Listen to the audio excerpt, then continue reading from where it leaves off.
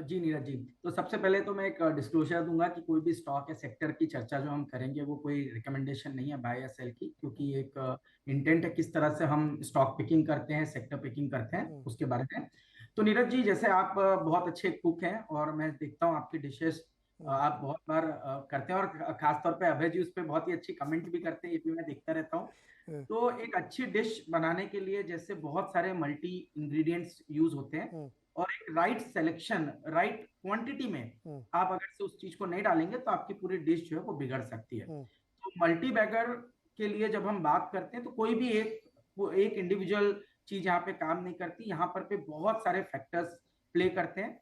उसमें सबसे पहले आता है मैक्रो फैक्टर्स, हम्म। जिसको हम बात करते हैं सेक्टर की टेलविंड, हम्म। जिसके बारे में बात करते हैं उसके अंदर इकोनॉमिक पॉलिसी भी आ जाती है, गवर्नमेंट पॉलिसी भी आ जाती है, सेक्टर हम्म। इंडस्ट्री के आउटलुक के बारे में, सभी के बारे में बात करते हैं, हम्म। उसके बारे में चर्चा करूंगा। और दूसरा है आपकी खुद की इनहरेंट कैपेबिलिटी, यानी तब हम बात करते हैं मैनेजमेंट की, और जहां पर पे सबसे बड़ा क्वेश्चन आता है कि प्रमोटर की क्वालिटी कैसी है और आपके फाइनेंशियल रेशियोज क्या उस कैपेबिलिटी को रिफ्लेक्ट कर रहे हैं। ये दो चीज एक बहुत ही जबरदस्त कॉम्बिनेशन होता है किसी भी मल्टीबैगर को ढूंढने के लिए, जिसको हम मल्टीबैगर कहने के बजाय हम कहते हैं कि 25% कंपाउंडिंग स्टोरीज को ढूंढने के लिए, क्योंकि जो 25% कंपाउंडिंग लंबे समय तक करता रहेगा वो ऑटोमेटिक मल्टीबैगर बन जाएगा।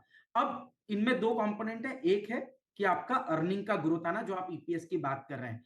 अर्निंग का ग्रोथ आने की वजह से शायद शेयर में उतनी तेजी आए जितने की अर्निंग ग्रोथ आ रही है। लेट्स से कि आपकी अर्निंग ग्रोथ 15% की है, तो हो सकता है शेयर का प्राइस 15% की ग्रोथ दिखाएगा।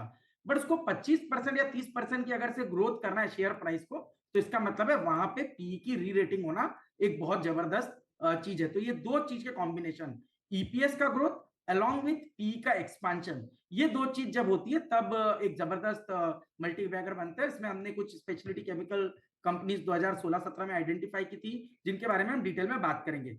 अब आता है दूसरी बात है मैनेजमेंट क्वालिटी। तो एक अच्छे प्रमोटर की कंपनी, एक डेडिकेटेड मैनेजमेंट की कंपनी, इसके अंदर आपको हमेशा देखने को मिलेगा एक एक बड़ी तेजी देखने को मिलती है। अब हम सेक्टर्स की बात करें तो हम ये देखते हैं कि क्या मार्केट शेयर जो कंपनी है वो गेन कर रही है क्या। मान लीजिए उसका मार्केट शेयर पहले 6% था और मार्केट का साइज उतना ही है, बट कंपनी अपना मार्केट शेयर बढ़ा रही है, तो इसको मार्केट शेयर गेन कहेंगे। ये सिचुएशन में कंपनी एक स्ट्रॉन्ग री रेटिंग अगर से मार्केट का साइज भी बढ़ रहा है और कंपनी अपना मार्केट शेयर भी बढ़ा रही है, तो ये तो एक जबरदस्त डेडली कॉम्बिनेशन हो जाता है। इसका मतलब है कि जो उसकी return on incremental return on invested capital है वो बढ़ रही है, जिसकी वजह से कंपनी के अंदर में जबरदस्त री रेटिंग देखने को मिलेगी। दूसरा होता है शिफ्ट अनऑर्गेनाइज से ऑर्गेनाइज की तरफ जाना। ये हमने देखा है पिछले अगर से 7-8 सालों की आप थीम देखेंगे तो जो ज्यादातर स्टॉक मल्टीबैगर बने वो बने क्योंकि अनऑर्गेनाइज से ऑर्गेनाइज की तरफ एक बड़ा शिफ्ट हमें देखने को मिला। तीसरा है अपॉर्चुनिटी साइज बहुत बड़ी हो गई। हम्म। जैसे कि हम कई सेक्टर्स में बात कर रहे हैं, चाहे अभी हम डिफेंस की बात करें, रेलवे की बात करें, या पहले स्पेशलिटी केमिकल की, तो ये वो सेक्टर है जहां पर सडनली एक नई अपॉर्चुनिटी आई, और वो अपॉर्चुनिटी इतनी बड़ी थी कि जो भी प्लेयर्स थे उनको उसमें प्ले करने का एक बड़ा स्कोप वहां पर पे देखने को मिला। चौथा है कि कोई कंपनी इंडस्ट्री को ही बहुत सिग्निफिकेंटली ग्रो कर रही है, हम्म। तो वहां पर पे भी बड़े कैंडिडेट बनते हैं। अब मैं एक और पॉइंट पे ऐड करूंगा नीरज जी, कई बार हम बात करते हैं कि सिक्लिकल स्टॉक्स मल्टीबैगर नहीं होते।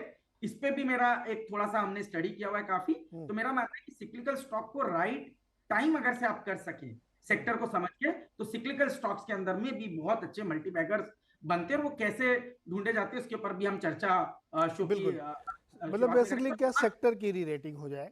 जैसे बहुत जी सारे सिक्लिकल सेक्टर है, जैसे मेटल में भी होता है, तो वो 10 साल, 5 साल, 15 साल के उसमें एक री रेटिंग होती है, फिर वो बहुत बड़ी री रेटिंग होती है। सिक्लिकल को पकड़ना सही समय पर एक्चुअली उसमें बहुत इंपॉर्टेंट है कि अगर आपने सही समय पकड़ लिया तो वो मल्टी बैगर आपको दे के